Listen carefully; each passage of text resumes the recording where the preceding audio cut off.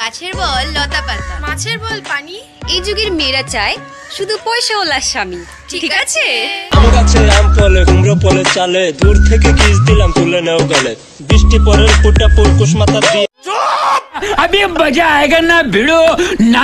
পয়সাওয়ালা স্বামী তো চাইবে, না হলে বলবে কি হবে বান্ধবীদের যে আমার স্বামী ফুলসুজা রাতে আংটি দিয়েছে। ঠিক আছে মামনি। समझ रहे हो आप? समझ रहे हो?